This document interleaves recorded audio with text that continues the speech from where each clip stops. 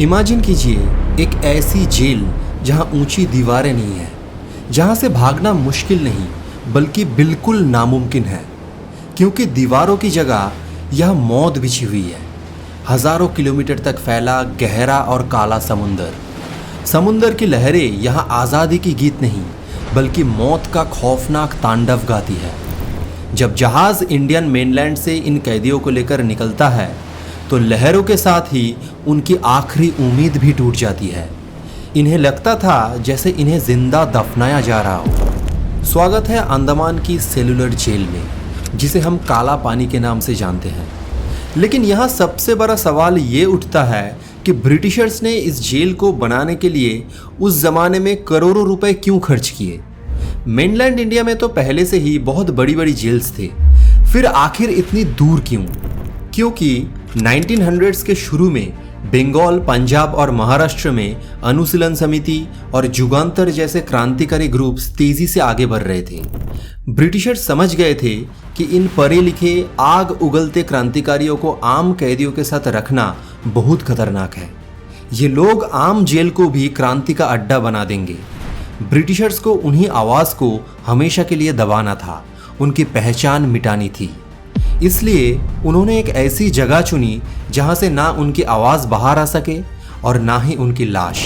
तो आज देश की असलियत में हम काला पानी का वो सच देखेंगे जो आम किताबों में दब गया है, वो सच जो किसी हॉरर कहानी से भी ज़्यादा डरावना है और हमारे असली अनसांग हीरोज की कहानी है।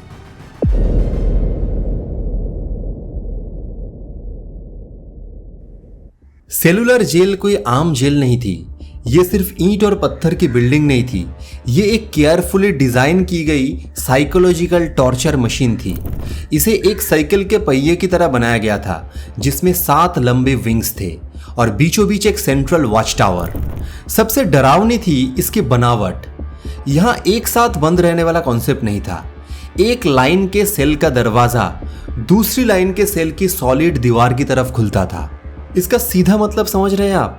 अगर आप यहाँ कैद है तो आप 10-20 साल वहां रह सकते हैं, लेकिन आपको कभी अपने बगल वाले कैदी का चेहरा तक देखने को नहीं मिलेगा। एक क्रांतिकारी के लिए सबसे बड़ी ताकत उसके साथी और उसका जोश होते हैं। ब्रिटिशर्स ने सबसे पहले उनसे यही ताकत छीन ली, पूर्ण अकेलापन। आप किसी से बात नहीं कर सकते, आपको ये तक पता नहीं होता कि पड़ोस वाले सेल में आपका सगा भाई तड़प रहा है या कोई अनजान शख्स। हर कोठरी सिर्फ 13 फीट लंबी और 7 फीट चौड़ी थी। एक छोटा सा वेंटिलेटर था जहां से आसमान या समुंदर कुछ नहीं दिखता था। वहां था तो सिर्फ सन्नाटा और बेरियों की झनकार। ये दीवारें ऐसी होती थी जो सबसे ताकतवर इंसान का दिमाग भी अंदर से खा जाती थी।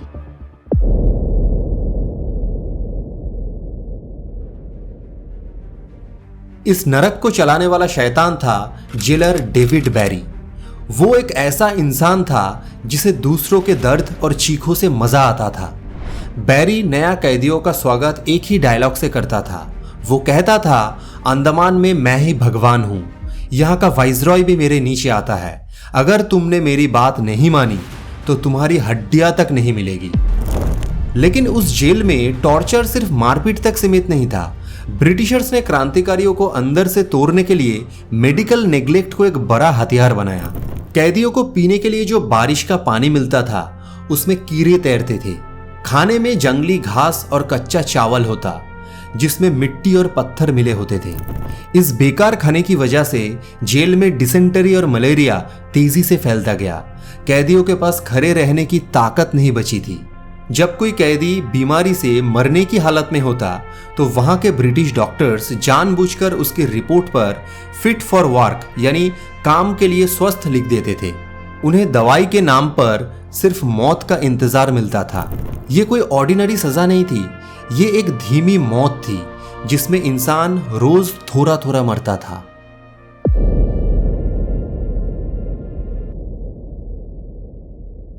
सेलुलर जेल का सबसे खतरनाक और डरावना हिस्सा था कोल्हू यानी ऑयल मिल। देश के सबसे पढ़े लिखे क्रांतिकारी जो बाहर लॉयर या डॉक्टर थे, उन्हें यहाँ बैलों की जगह ऑयल मिल में बांध दिया जाता था। उनका डेली का टारगेट होता था 30 पाउंड नारियल का तेल निकालना। यह टारगेट एक ताकतवर बैल के लिए भी मुश्किल था, तो एक भूखे और बीमार इंसान के लिए तो नामुमकिन ही था। दिन भर कंटिन्यूअसली बिना रुके चक्कर लगाना पड़ता। अगर कोई थक कर रुक जाता तो उसे सबके सामने नंगा करके बेरहमी से मारा जाता था। एक पल के लिए खुद को उनकी जगह रखकर सोचिए, एक अंधेरी कोठरी, खाने को कीड़े वाला पानी और दिन भर एक बैल की तरह जुटकर तेल निकालना। क्या आपको लगता है कि आज की पीढ़ी इसका एक दिन का भी दर्द बर्दाश्त कर सकती है? मुझे कमेंट्स में अपना जवाब जरूर बताएं, क्योंकि ये सोचना भी रूह कंपा देता है। लेकिन यहाँ कुछ ऐसे असली हीरो थे जिन्होंने असहनीय दर्द सहा पर झुके नहीं। जैसे उल्लासकर दत्त, वो अलीपुर बॉम्ब केस के बहुत काबिल बॉम्ब मेकर थे। उनको इतना ब्रूटल टॉर्चर किया गया कि सीधे इलेक्ट्रिक शॉक्स दिए गए।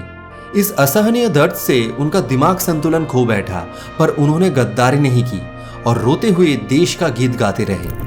ऐसे ही एक महान क्रांतिकारी थे बाबा भन सिंह। जब उन्होंने डेविड बैरी के जुल्म के खिलाफ आवाज उठाई तो गार्ड्स ने उन्हें पीट पीट कर मार डाला। उन्होंने जान दे दी पर सर नहीं झुकाया। और फिर थे इंदुभूषण रॉय।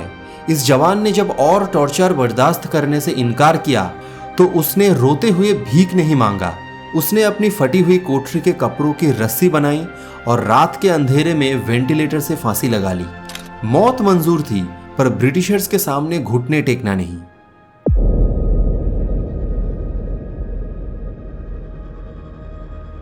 सेलुलर जेल के इतिहास में एक मशहूर नाम विनायक दामोदर सावरकर का भी आता है, जिन्हें उनके भाई के साथ यहां लाया गया था। उन्होंने भी इस कठोर कोल्हू को झेला था और वहां का असहनीय टॉर्चर बर्दाश्त किया था। लेकिन इतिहास के सच्चे दस्तावेज और ऑफिशियल रिकॉर्ड्स एक और सच भी दिखाते हैं। जहां एक तरफ सैकड़ों क्रांतिकारी पागलपन, मौत और फांसी को चुन रहे थे, वहीं सावरकर ने ब्रिटिश हुकूमत को कई मर्सी पिटीशंस लिखी। इन पिटीशंस में उन्होंने ब्रिटिशर्स के प्रति वफादार रहने की कसम खाई थी, ताकि उन्हें इस खतरनाक जेल से रिहा किया जा सके। ये एक ऐतिहासिक तथ्य है, लेकिन हमारा मकसद यहाँ किसी की मजबूरी पर डिबेट करना नहीं है, बल्कि उन हजारों अनसंग कुर्बानियों को याद करना है जिन्होंने कभी कोई मर्सी पिटीशन नहीं लिखी और आखिरी सांस तक सीना तान कर देश के लिए लड़ते रहे।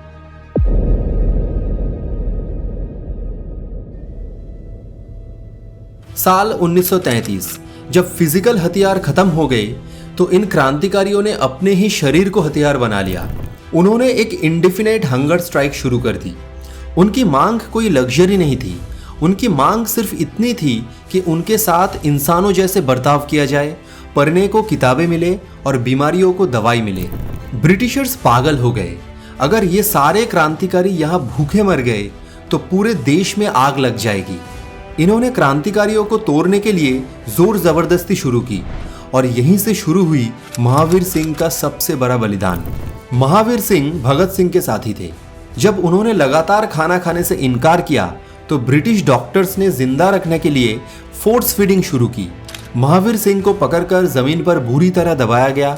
10 गार्ड्स ने हाथ पैर पकड़े और नाक से एक रबर की नली डाली गई ताकि दूध सीधे पेट तक पहुंचे। लेकिन उन्होंने पूरा विरोध किया। वो दूध पेट की जगह उनके लंग्स में चला गया।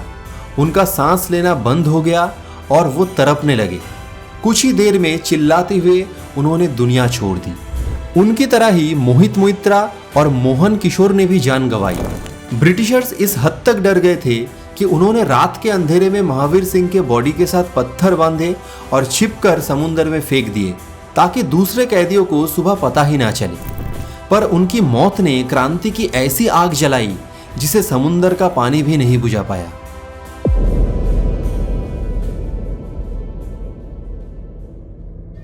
लेकिन समय का पहिया जरूर घुमा और कर्मा सबके सामने आया। वर्ल्ड वॉर 2 के दौरान एक वक्त ऐसा आया जब जापानी फौज ने अंडमान पर कब्जा कर लिया। जिस सेलुलर जेल में ब्रिटिशर्स खुद को भगवान कहते थे, वहां उन्हीं के ऑफिसर्स और गार्ड्स इस जेल में कैदी बनकर बंद हुए। ये इतिहास का सबसे बड़ा इंसाफ था। और फिर आया वो दिन जिसने हर हिंदुस्तानी को गूज़बम्प्स दिए। साल 1943 में नेताजी सुभाष चंद्र बोस ने इन्हीं अंडमान आइलैंड्स पर कदम रखा। उन्होंने वहां खुले आसमान के नीचे पहली बार भारत का तिरंगा फहराया। ये भारत की पहली ऐसी जमीन थी जिसे ब्रिटिश राज से मुक्त कराया गया था। नेताजी ने काला पानी के इस दाग को मिटाते हुए इस आइलैंड्स का नया नाम रखा शहीद और स्वराज। एक ऐसी जीत जिसका इंतजार हजारों क्रांतिकारियों ने कोठरियों में मरते हुए किया था। आखिर में लंबा संघर्ष करने के बाद भारत को आज़ादी मिली, और इस आज़ादी की कीमत किसी पॉलिटिकल पार्टी के चेकबुक से नहीं, उन जवानों के खून और पसीने से चुकाई गई थी जिन्होंने उस काले पानी में अपने सपने, अपना परिवार और अपनी जान दफना दी, जिन्होंने जेल के अंधेरे को चुना ताकि हम और आप खुली रोशनी में सांस ले सकें। आज जब हम अपने एसी कमरों में बैठकर आज़ाद हवा में सांस लेते हैं तो हमें लगता है ये आज़ादी हमें मुफ्त में मिली है, पर इस देश की असलियत ये है कि इस आज़ादी का असली बिल सेलुलर जेल के उन अंधेरे गंदे कमरों में चुकाया गया था, उन अनसंग हीरोज के द्वारा, जिनका नाम आज किताबों के पन्नों में सिर्फ धूल खा रहा है। इन असहनीय दुखों के आगे हमारी आज की परेशानियां बहुत छोटी है। उन शहीदों को याद कीजिए, उनका सम्मान कीजिए।